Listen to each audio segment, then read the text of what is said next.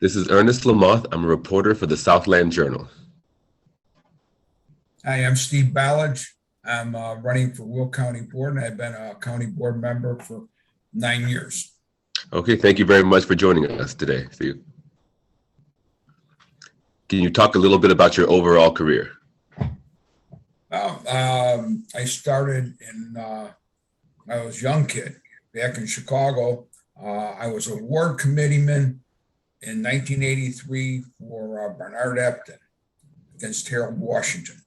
So you're going back a long, long time. I can't remember exactly what I did before being a ward committeeman, but I know I was that. So that was the start that I can recall going backwards. Other than that, I just remember always knocking on doors and handing out literature and working the streets. So I guess what happens next is I got involved in Will County, and I was a committeeman. And then I became a trustee for the township, and then I ran for county board, and I forgot I was a clerk also for the township. And I got on the county board about 9 years ago, and I'm running again for my fourth election. And I've been basing everything I do on what's good for people. Myself and people like Judy Ogala, Frankie Pretzel, Tony Granati, he's running with me for county board. We all feel the same way, that it's important to have government serve people rather than people serve the government. And can you talk a little bit about, you mentioned the importance of the government serving people. I know it's an obvious question, but can you just kind of talk to me a little bit about why you think it's important for good government to serve people? Well, it's because the Constitution is based on people. And they said in the Constitution that if the government starts getting to the point where they're out of hand, that the people should rise up and fight the government. Well, in a lot of cases, the government is getting out of hand. And I don't mean like with things that are going to hurt you necessarily, your body or your mind or your soul. It's more about the government decides that they want more money so they could have more programs, and then you pay for it.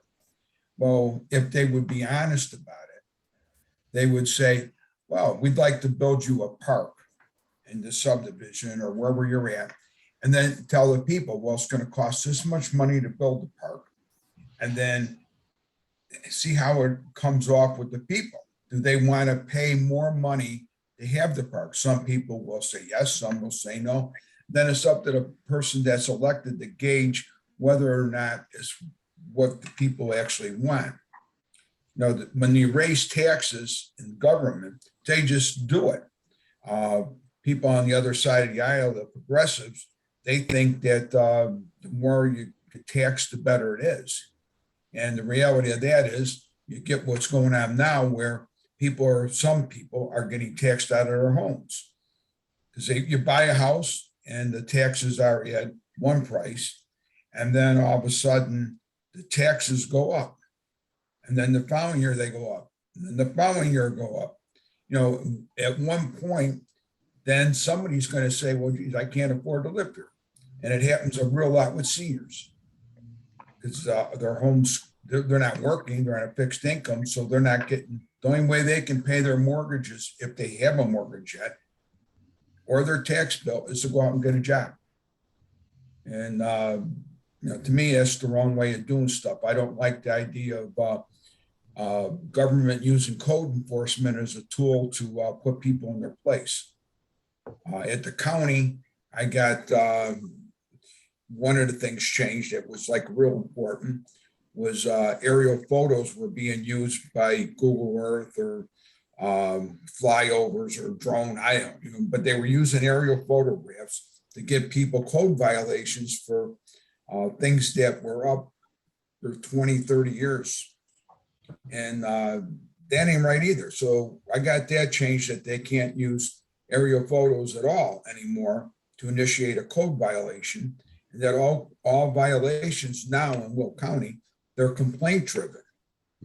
So that makes a big difference. So they can't just drive by your house and because you're a political enemy or the guy that's the code enforcer doesn't like you, come by your house and start writing you up. There has to be an actual complaint from somebody else. So that's a big deal.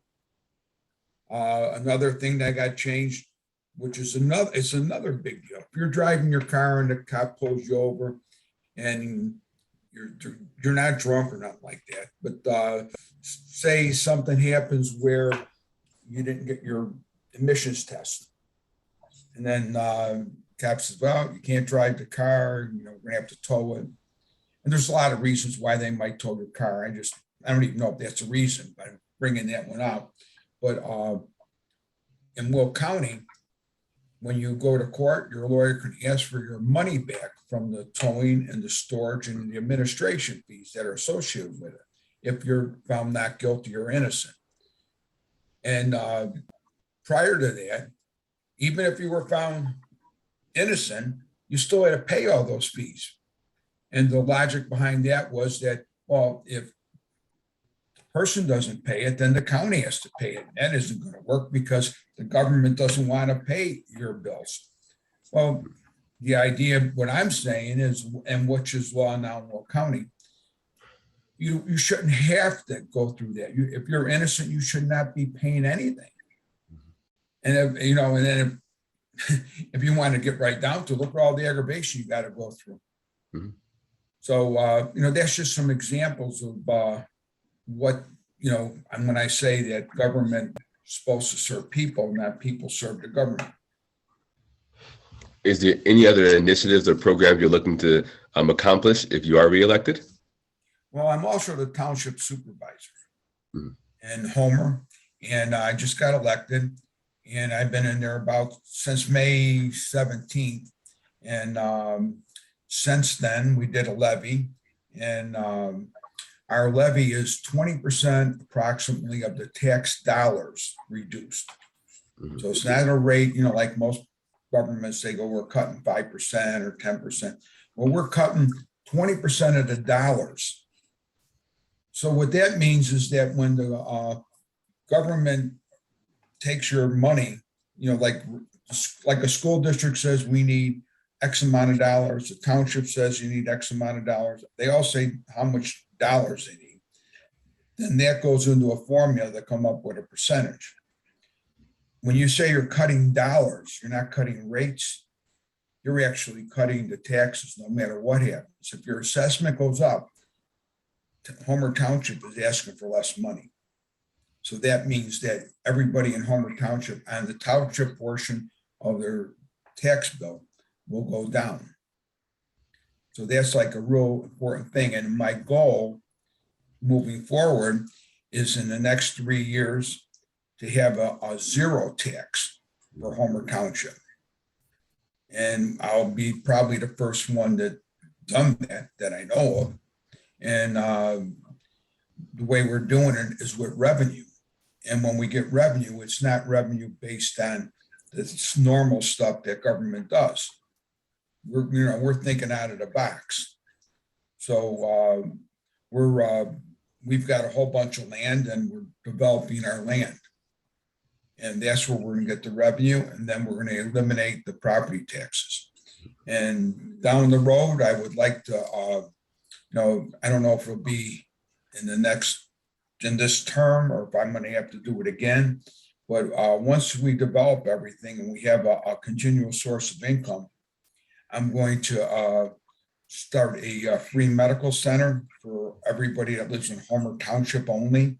And you show your driver's license and you can go and get minor stuff like if you had a sore throat, they give you a Z-Pack. Your kids got to get shots, got an earache, just minor stuff. But that's how you start it out.